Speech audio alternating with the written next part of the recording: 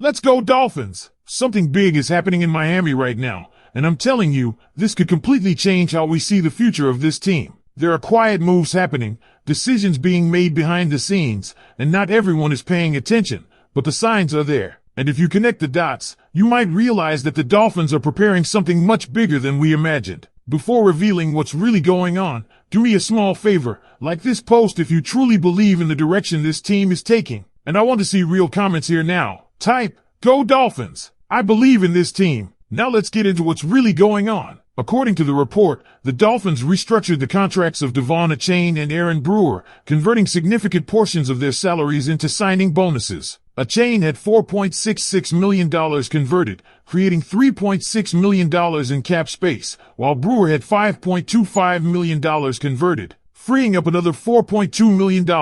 On paper, that's just cap management. But in reality, that's a signal. A loud one. Why? Because you don't restructure contracts and add void years to players you don't plan to keep. It just doesn't make sense financially or strategically. These moves pushed Miami back under the cap after the Jaylen Waddle trade left them roughly $6 million over. Now they're barely in the green, sitting around $2 million in available cap space, 31st in the league. That's razor-thin breathing room. But here's where things get really interesting. The Dolphins added 4 void years to Achane's contract. That's not random. That's not temporary. That's a setup. That's the kind of move you make when you already have a long-term vision in mind. And everything is pointing toward one conclusion: Devon Achane is not going anywhere. In fact, it's becoming more and more likely that he's about to become one of the highest-paid running backs in the NFL. There were questions after the Waddle trade. Fans were wondering, is Achane next? Teams were calling. There was interest. But internally, the message has been clear: he's a building block.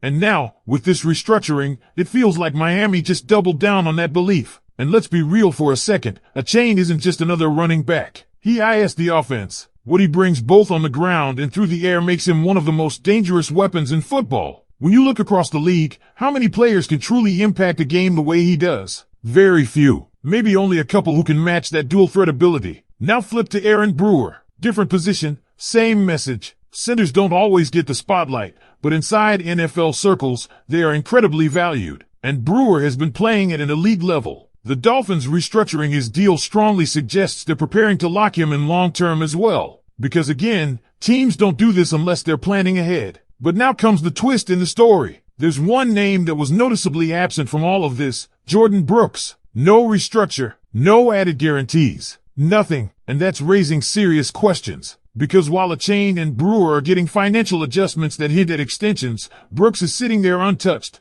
while trade rumors continue to grow louder. The Dallas Cowboys have been linked. Other teams are reportedly interested. And after the Waddle move, we all know one thing: no one is untouchable for the right price. So now you have to connect the dots. 2 players get restructured and look like future cornerstones. One player doesn't, and suddenly his name is all over trade speculation. That's not coincidence. That's a pattern. And if you're the Dolphins front office, maybe you're thinking, extend your offensive core, secure your key pieces, and potentially move a defensive asset to balance things out. It's a bold strategy, but it fits what we're seeing unfold. And this is exactly where things start to get even more intense behind the scenes. Because when you look at the bigger picture, these moves are not just about fixing the salary cap for today. They are about shaping what this roster will look like in 2026 and beyond. Let's connect everything clearly. The Dolphins were forced into a tough cap situation after moving on from Jaylen Waddle, a deal that actually increased their cap burden in the short term due to dead money. That left Miami in a position where they had no choice but to act fast. And instead of making panic cuts or sacrificing depth across the roster,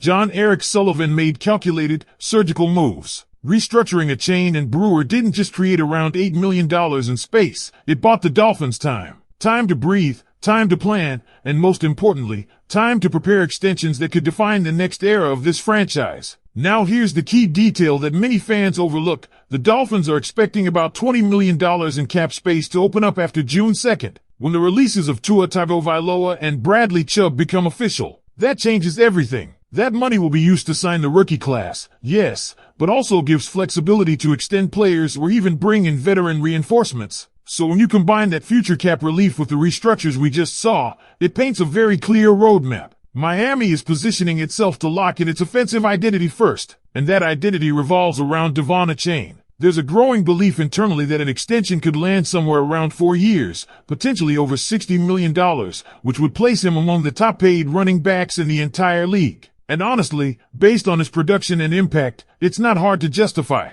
He's not just a runner, he's a mismatch nightmare. Defensive coordinators have to game plan specifically for him every single week. Then there's Aaron Brewer, who might actually command even more per year due to positional value. Centers are the backbone of offensive lines, and Brewer's consistency has been elite. A deal in the range of $17 to $19 million per year isn't out of the question, and if the market keeps rising, that number could climb even higher. But while Miami is preparing to reward these two, the silence around Jordan Brooks is getting louder. And in the NFL, silence can be very telling. No restructure, no financial commitment, and increasing trade buzz. It's starting to feel like the Dolphins are keeping their options open with Brooks. Maybe they're waiting to see how the market develops. Maybe they're listening to offers behind closed doors. Or maybe they're preparing to make another move that no one sees coming, just like the Waddle trade. Because let's not forget what we've learned already this offseason. This front office is not afraid to make bold decisions. And if a team comes in with a strong offer, something like a second-round pick or a valuable package, would Miami really say no? That's the tension building right now. You've got a team trying to retool, stay competitive, and build a sustainable future, all while balancing a tight cap and making tough calls on key players. Chain and Brewer look like they're part of the long-term vision. Brooks? That's still a question mark. And that's what makes this moment so fascinating for Dolphins fans. Because we are watching the foundation of the next chapter being built in real time. And this is where everything comes to a boiling point. Because if you really step back and look at the direction Miami is heading, you can start to see a clear shift in philosophy. This is no longer just about competing year to year. This is about building a controlled, sustainable core that the front office truly believes in. What John Eric Sullivan is doing right now is quietly redefining priorities. Offense is being protected, stability is being created, and financial flexibility is being engineered for the next wave of moves. Because let's be honest, teams don't restructure contracts like this just to survive a cap crunch. They do it to set up the next step. And everything we've seen so far strongly suggests that the Dolphins are preparing for a very aggressive next phase after the draft. Makes it clear that these restructures were necessary just to get Miami back under the cap. But what's more important is what comes after that. Once the June 2nd money hits, the Dolphins will suddenly have breathing room again.